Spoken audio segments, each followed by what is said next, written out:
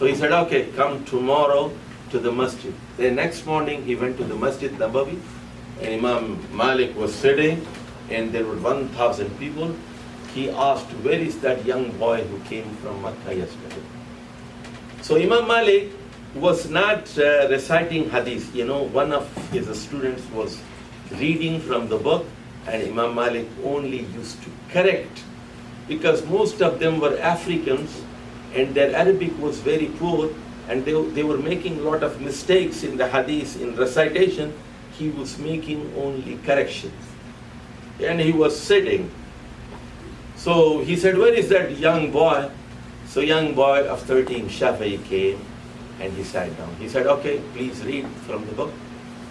And when he started reading, that was without a mistake, because he was an Arab from the family of Rasulullah Sallallahu Alaihi Wasallam, and he was from Mecca. And Imam Malik said, Hayya, Hayya, excellent, excellent, excellent, keep on reading, no mistake. And he lived there for some time. One day what happened, Imam Malik gave a lesson, and he gave some usul. And then a man came to him, he gave a fatwa. So young Shafi'i, young boy, he went behind that man who was going. He said, the Shaykh has given wrong fatwa. The right fatwa is this. He was criticizing his own master. He came back and he said, well, a young boy says you have made a mistake, your fatwa is wrong. He asked. So Imam Malik said, what is the matter? He said, yesterday you taught us as usul, and this fatwa is against your own usul. So he was so brilliant. Anyway, he lived with him, he learned from him, and he said, now I want to go to Iraq from Medina. He said, well, I love you very much, but I don't have money. He said, tomorrow morning, no problem, I will go. So there was a camel stand in Medina. So Imam Shafi'i, early morning after Fajr, he went there, and he was looking for the caravans that were going from Medina to Iraq. And he saw Imam Malik was coming and in a rush. And ultimately he said, last night I had no money, but late in the night somebody came to me and he offered, and he gave 3,000 dirham as a gift. So I'm bringing this for you. And he bought a very, very expensive camel for 500, and he gave 2,500. This is for your expenditure. You go and seek the knowledge. You shall become a great man. Then he went to Baghdad. And Imam Abu Hanifa was dead by that time. And he went and he met Abu Yusuf. Here, Uzayr. He met Abu Yusuf. So Abu Yusuf, he said, well, you are coming from Medina. You traveled. So you see, this is your food, and this is water, and this is the glass. And this is the lamp here. You sleep tonight. Tomorrow morning we shall see each other on breakfast. So the young Shafi'i, the young man, he was about 14 or 15 at that time. He saw there was a book next to the bed, and by Imam Abu Hanifa. The name of the book was Kitab al-Awsat. So he did not sleep, though he was tired, and he memorized the book during the night. So on the breakfast, the Qadi Abu Yusuf, the Chief Justice, he asked, you had a sleep? He said, not much. Then he was talking about his master Abu Hanifa. He said he wrote a very book. I want you to teach you this book, Kitab al-Awsat. He said, I already memorized it. He said, where did you find? He said, that was next to my bed in the room, in the guest room. So this was Shafi'i. So then he got the knowledge from Mecca, and Medina and Yemen, and then he went to Basra and Kufa and Baghdad. Ultimately, he spent last 6 years in Egypt. He went to Egypt in 198 and he died in 204 Hijri. So he had the knowledge of Mecca, Medina, Yemen, Basra, Kufa, Baghdad and Egypt. 7 cities. Now, he comes and he makes some new rules.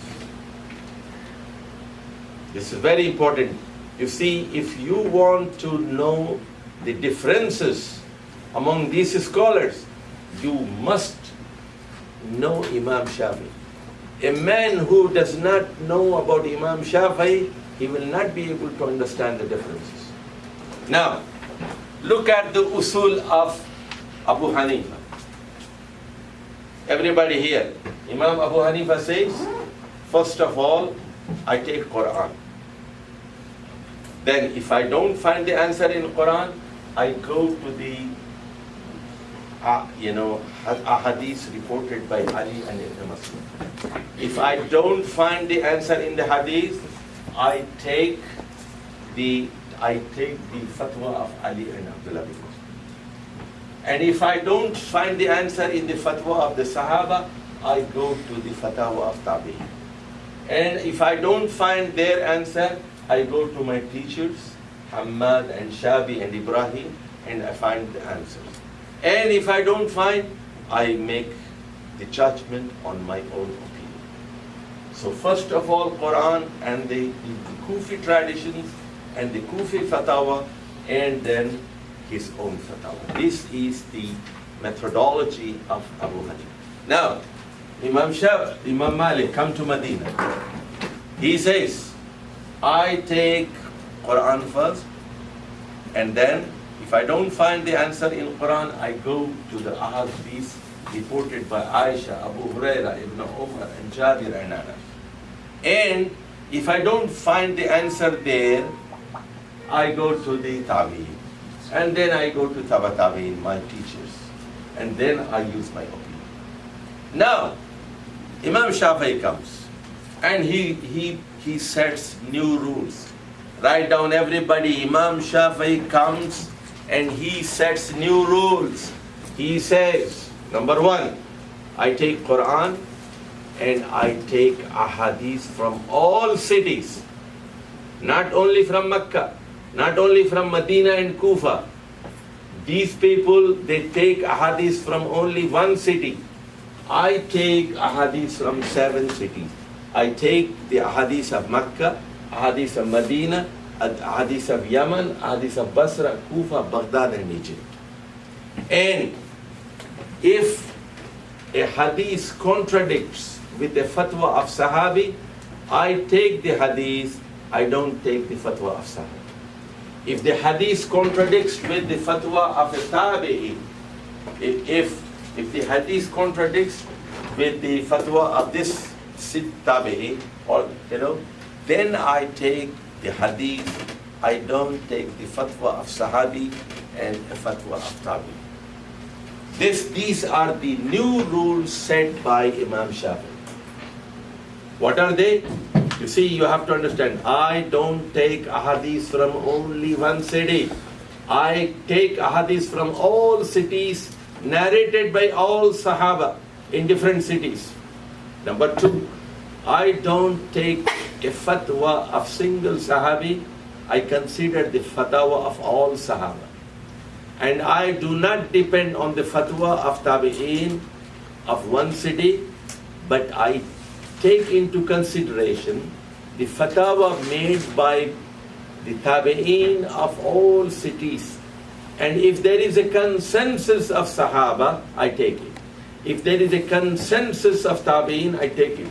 Otherwise, I go to the closest opinion of them, which is very close to Quran and Sunnah. So then, his student is Imam Ahmad bin Hanbal. Imam Ahmad bin Hanbal is the student of Imam Shafi'i. Okay? And Imam Shafi'i was very much in love. And Ahmad also was loving to Imam Shafi'i, both of them. And he died in 241 and he died in 204. And he collected ahadith. Remember here, Imam Ahmad bin Hanbal collected ahadith from 28 different cities, and he made a huge volume, a collection of 40,000 ahadith. A collection, Musnad, Musnad is the Musnad of Imam Ahmad. It has 40,000 ahadith. Musnad of 40,000 ahadith by Ahmad bin Hanbal. And you see, listen here, very important point. Imam Shafi'i was always telling his student, Ahmad, you're traveling extensively. If you find a new hadith from any city, please let me know. I will change my fatwa. Write down here in your book. The most important thing about Imam Shafi'i is he was constantly changing his fatwas. Whenever he received a new hadith, with a right chain and solid chain, whenever he had a Sahih hadith, he changed his fatwa. And that's why the Imam Shafi'i has two madhahib. You see, two mazahib. His old fatwa and the new madhab. Old and new.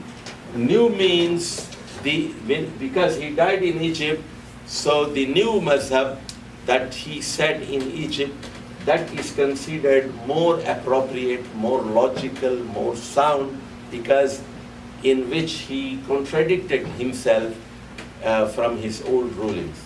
And he admitted, he says, whenever I get a new hadith, I change my fatwa, because I take hadith from any city as long as it is transmitted from the right.